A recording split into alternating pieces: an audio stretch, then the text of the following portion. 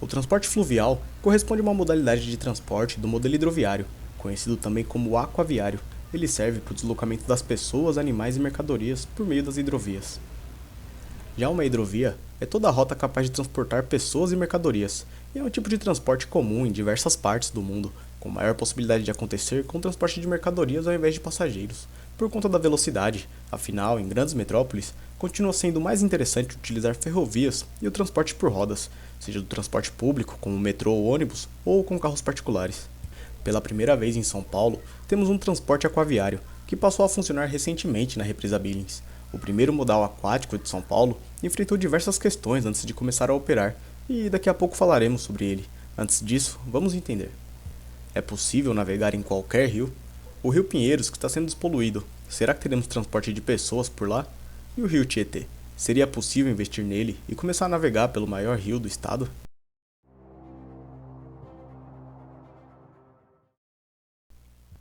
No Brasil, o transporte aquaviário é extremamente comum na região norte do país. Por conta da quantidade de rios e canais da região, é bem comum ver a utilização desse modal de transporte.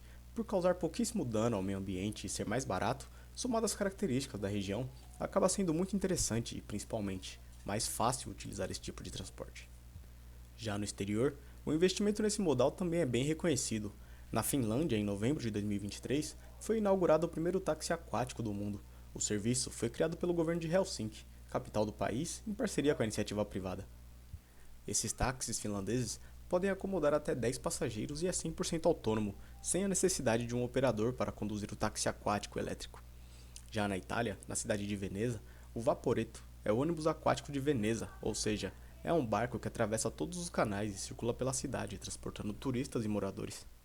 Com uma capacidade máxima de cerca de 230 passageiros, esse ônibus aquático transporta pessoas 24 horas por dia, todos os dias da semana.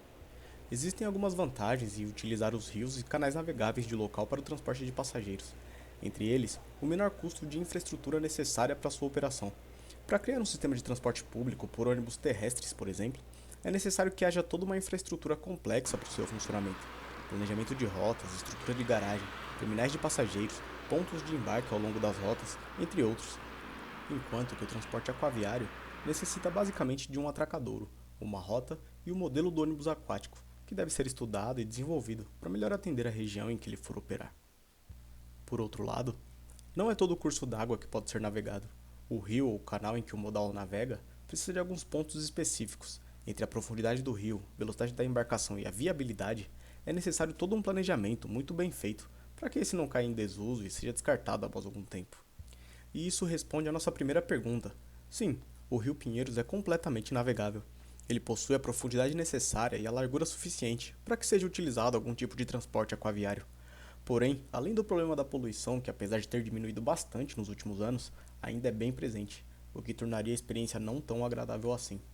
E além disso, sendo um rio canalizado na sua maior extensão, não é nada interessante criar um transporte na região que vai seguir uma linha reta, que é por onde o rio passa. Seria mais interessante apenas como algo turístico ou de lazer para a população. Já o rio Tietê já é navegado, na hidrovia do Paraná-Tietê, que é uma das principais hidrovias em funcionamento do país. Mas é claro que aqui na região metropolitana, local onde a poluição do rio é muito mais agravante, a navegação nem chega a ser considerada. Afinal de contas, seria necessário um investimento gigantesco de desvio de esgoto e um planejamento ainda maior para a criação de uma rota e um atracadouro para implementar um aquaviário no rio Tietê.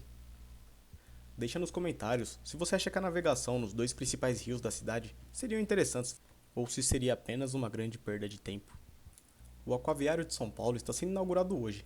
A embarcação que fará o trajeto entre o bairro da Pedreira com o bairro da Cocaia conta com ar-condicionado, banco estofado, televisão, espaço para cadeira de rodas e bicicletas, e ele promete diminuir o tempo de viagem entre os bairros.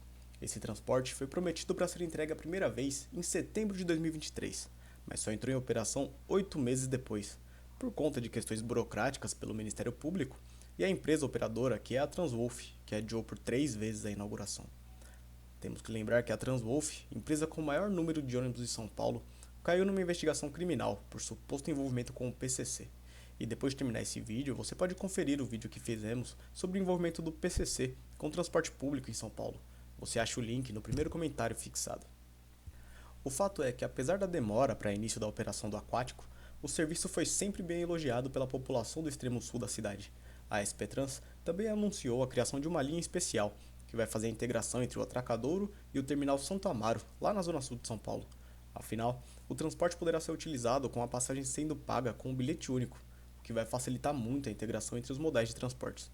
E se você acha que o bilhete único poderia melhorar, pode dar uma conferida no nosso outro vídeo sobre o bilhete único, em que discutimos a história, os prós e os contras do cartão de transporte dessa cidade. E se o aquaviário será completamente utilizado pela população, só saberemos futuramente. A ideia é boa. Afinal de contas, ter diversas opções de modais de transporte para um mesmo local pode desafogar o trânsito, que é a pior dor de cabeça da população. E é claro que daqui a um tempo faremos outro vídeo analisando como tem sido a utilização do primeiro aquaviário da cidade. Inscreva-se para acompanhar e até mais.